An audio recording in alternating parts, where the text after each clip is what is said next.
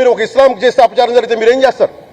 బయట రోడ్ల మీదకి వచ్చి మీరు కూర్చోబెట్టి దాన్ని పొలిటికలైజ్ చేస్తారు. మీరు పొలిటికలైజ్ చేస్తారు.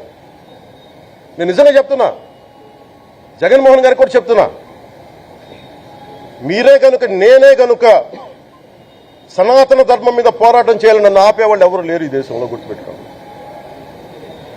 నేను కనుక సనాతన ధర్మం కోసం నేను పోరాటం చేస్తే చచ్చిపోవడానికి సిద్ధం నేను. కానీ నేను అక్కడ దాకా తీసుకెళ్ళిన విషయాలు దానికి నిదర్శనమే రాముల వారి విగ్రహం శిరిచ్ఛేదం జరిగినప్పుడు ఒక్క మాట మాట్లాడకుండా చెప్పి కూర్చున్నాను. ఆ తెలివితేట లేక మీ ప్రభుత్వాన్ని కిందకి తీసుకొచ్చి అధాపాతాలను తొక్కిన మేము మాకు శక్తి లేదనుకుంటున్నావా? ఉండవనుకుంటున్నావా? కానీ మేము సమాజాన్ని కలిపి ఉంచాలని వ్యక్తులం తప్ప విడగొట్టాలని వ్యక్తులం కాదు. మేము గుర్తుపెట్టుకోండి. అలాగే ఈ రోజు నుంచి ప్రజలందరికీ కూడా చెప్తున్నా, ఎవరు అన్ని మతాలను మేము గౌరవించేది ఈ నేల. ఒక జనసేన పార్టీ అని కాదు, తెలుగుదేశం పార్టీ అని కాదు. మీరు ఏ పార్టీలకు సంబంధించిన వైసీపీలో ఉన్న హిందువులందరూ ఏం చేస్తున్నారు? మీరందరూ పోటీ పడ్డారు కదా తిరుమలకి వెళ్ళడానికి. మీరు మర్చిపోయారు, ఇందులో ఈ పాపం మీకు కూడా వస్తుంది, ఈ పాపం మీకు కూడా తగులుద్ది. మీ మౌనం కూడా మొత్తం జాగ్రత్త, తరాలు నాశనం అయిపోతాయి. మీ మౌనం మంచిది కాదు. ఇది ఒక వెంకటేశ్వరుడికి జరిగింది కాదు, భగవంతుడికి, నిరాకారుడు, ఆయనకి ఇవేం పట్టవు. మనం నమ్ముకొని ఆయనకి వెళ్తున్నది మనకి బాధ్యత. ఇది ఇంకా ప్రతి ఒక్కరు దీన్ని గుర్తుపెట్టుకోండి. చేతులెత్తి వేడుకుంటున్నాను. సగటు హిందూ మీరు సినిమా టికెట్లకు వెళ్ళిపోతారు. అభిమానులందరూ మీరెవరు హిందువులు లేరా? సినిమా టికెట్ల కోసం చర్చించుకుంటారు. సినిమాని మీరు కూర్చోడానికి మీరు మొత్తం మాట్లాడతారు.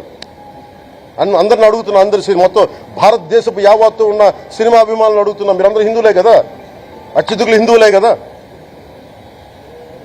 మీకు బాధ్యత లేదా? మీకు మీ సినిమా హీరోలు, నేను కూడా హీరోనే. నన్ను మించి దేశాన్ని చూడమని, సనాతన ధర్మాన్ని చూడమంటున్నా. మీ కన్వీనియంట్ గా కూర్చోబెట్టి హీరోలను ఎత్తడం కాదు, నన్ను ఎత్తడం కాదు. ధర్మం విఘాతం కలిగినప్పుడు ధర్మానికి మీరు మాట్లాడటం మీ బాధ్యత. నా తరం మేము కష్టపడుతున్నాం, ముందుకు వచ్చాం. ఎవరి కోసం పడుతున్నాం ఈ కష్టాలు? మాకు సరదా కాదు. ప్రతి ఒక్కరి ఇష్టానికి వచ్చి మాట్లాడుతూ ఉంటే బాధ కలుగుద్ది. అయ్యప్ప స్వామి దీక్ష చేసే వాళ్ళ మీద ఎంత ఇష్టారాజ్యంగా మాట్లాడతారు.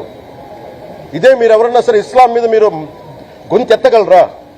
ఎందుకంటే రోడ్ల మీదకి వచ్చి కొడతారని మీకు భయం, అందుకు మీరు మాట్లాడరు. హిందువులు అంటే మెత్తని మనుషులు కదా, తోటి హిందువు కదా, మీరు ఏదైనా మాట్లాడచ్చు. మీకు నమ్మకాలు లేకపోతే మీరు ఇంట్లో కూర్చోండమ్మా. మీకు నమ్మకాలు లేకపోతే ఇంట్లో నుంచి బయటికి రాకండి, మమ్మల్ని ఏం అనకండి. మేము ఎలా పూజా విధానం ఎలా చేస్తాం, అలాగే ముఖ్యంగా ఫిల్మ్ ఇండస్ట్రీ కూడా నేను తెలియజేస్తా ఉన్నా. దీని మీద మీరు మాట్లాడితే మద్దతుగా మాట్లాడండి, లేదంటే మౌనంగా కూర్చోండి. అంతేగాని మీ మాధ్యమాల ద్వారా అపహాస్యం చేస్తే మటుకు ప్రజలు మిమ్మల్ని ఎవరు క్షమించరు.